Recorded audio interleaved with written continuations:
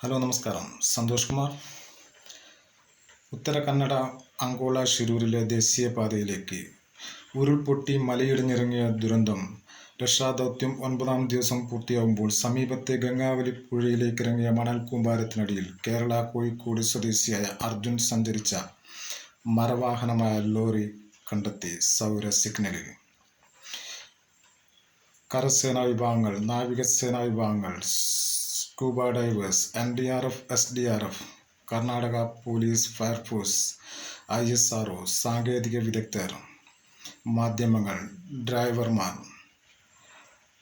പ്രധാനമന്ത്രി, പ്രതിപക്ഷ നേതാക്കന്മാർ, മുഖ്യമന്ത്രിമാർ, കേന്ദ്രമന്ത്രിമാർ, മന്ത്രിമാർ, MLA മാർ, ഉദ്യോഗസ്ഥന്മാർ. തുടരുന്ന സോണാർ ഓപ്പറേഷൻ.